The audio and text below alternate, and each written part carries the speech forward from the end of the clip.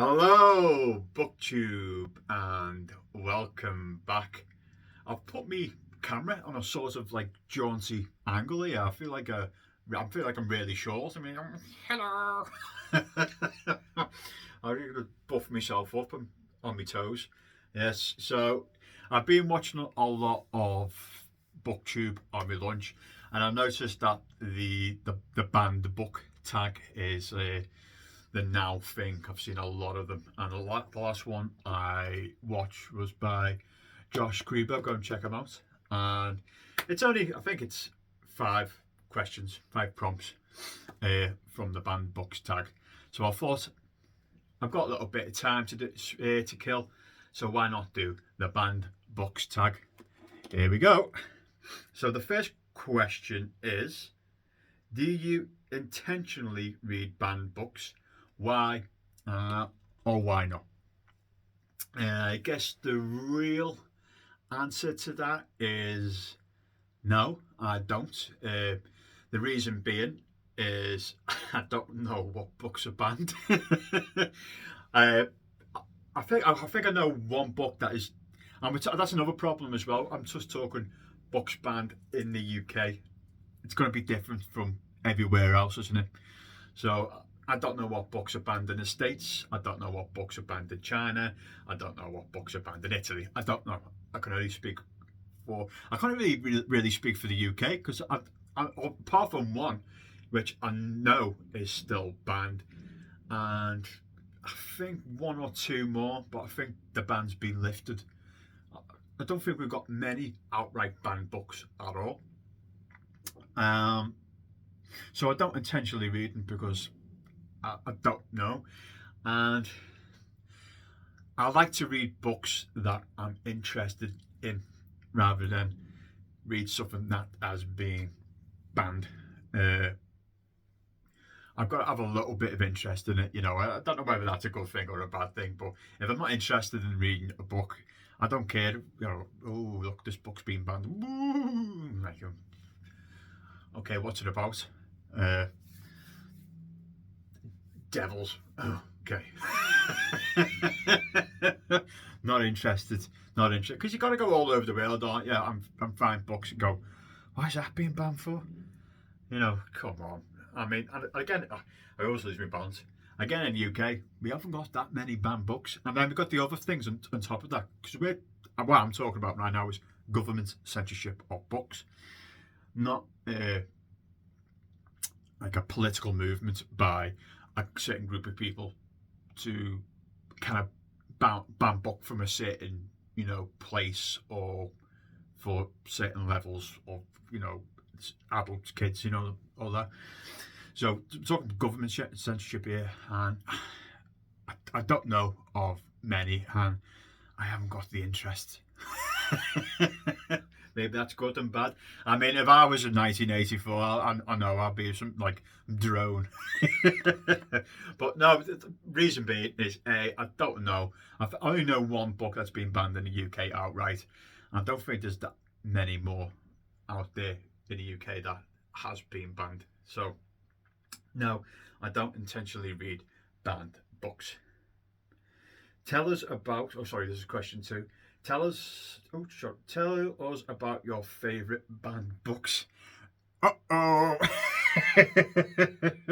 Tell us about your favourite banned books. So, again, I I can only think of one book as being banned in the UK. I know of another book that I own but never read. I didn't get the chance to. It was a spy catcher. I think the book was a spy. I think it was called Spy Catcher. It was a non-fiction book, and I guess I'm going to use this for question 3 as well, so I can blend them both into one. So question 3 is share a story about book banning. So I had this book called Spy Catcher, and I never read it. And it was a book that had been banned, but the ban was lifted. And the reason that it was banned, it was a kind of a memoir of a MI5 spy. And within the book Spy Catcher, he actually revealed things of workings and you know, what went on when it was still classified, and so the UK government banned the book. I think it was only banned. I think the book came out in mid 1980s or something. It was definitely in the 1980s. I think it was the mid 80s, and by 1990 the ban was lifted. You could pick it up and read it. And I just remember it's one of those books that, you know, when you're a kid and your mum and dad just had there loads of books out there, and you're like, oh, that sounds interesting, but you never picked it up. And one of them was this book called Spycatcher, which is a non-fiction memoir. And I never got the chance to read it. And it was banned because it was a spy. And I've got two kind of thoughts about that, you know, because part of me likes, you know, people working in the intelligence community leaking stuff to us to know how, you know, what's going on. Because we've had things like, you know, the Pentagon Papers, haven't we, from the Vietnam War.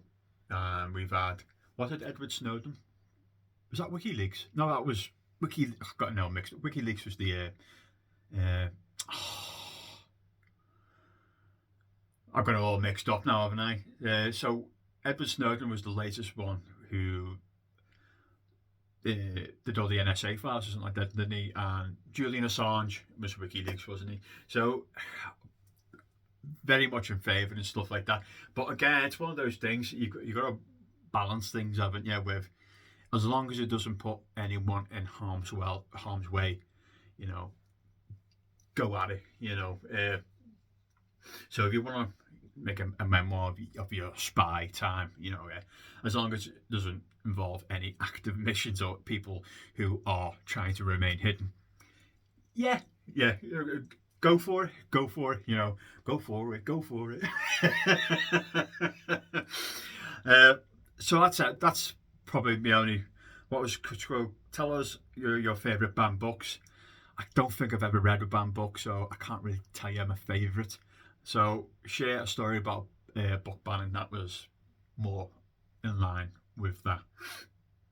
So question number 4 is, which book would you memorise to save it from the censors? A la Fahrenheit 451. Oh, so many. If I had the memory capacity, I'll remember the Count of Monte Cristo. 1,200 pages. No way it's going to be fitting in there. It's going to be something short and sweet. Oh God, but there's so many books that I absolutely adore. I'll just to pick one of them though. So fiction, it would definitely be the Count of Monte Cristo, because I absolutely adore that book. I'm going to have 2 because I'm a cheat. The second one, let's give it a fiction one. A non-fiction one. What do I absolutely love? Probably On the Origin of Species. Yeah, that's what I'd do. On the Origin of Species. Those 2. One very important non-fiction book, and one my favourite fiction book. I know I'm cheating, but I am a cheat, so get away. Question 5. Are there any books that challenge your beliefs about book banning? Be honest, tell us more. I believe Josh in that video discusses Mein Kampf. Because part of you is like, oh, yeah, I want that book to be banned. And then the other half of you would be like, oh, you can't ban books. You know, because you will give it that pedestal kind of thing, you know, oh, that book's banned, it must be, you know, cool or something like that. Because a bit of propaganda to demonize a bunch of people, like people of the Jewish faith, what led to the slaughter of millions of them. Yeah, I understand why people would want to ban Mein Kampf. Yeah. So again, it's that fine line thing of, I mean, I didn't even mention it, the book that is banned in the UK is the Anarchist Cookbook. That's the only book that I know of that is banned in the UK. That's probably banned everywhere else as well. And that's because it's a book that tells you how to make explosives. and homemade weapons and all that kind of. I know if you dig deep enough in the internet, you'll probably find all that horrible stuff anyway. But you know, at least the feds will be able to keep on track of you. But that's the reason why the Anarchist Cookbook is banned in the UK. It tells you how to, you know, create bombs and stuff like that. So that is understandable why you want to ban something like that. I wouldn't want that just to be easily picked up by absolutely everyone. So again, I'm very much, you know, I understand book banning, but I'm firmly in only in the most less than 0.0001% of books need to be banned, but there's some books what obviously need to be banned, like the Anarchist Cookbook. I don't want loads of people walking around town who know how to blow things up. So that's it, people. I hope you enjoyed that, and I'll probably make a few more videos in a second. I'll see you soon.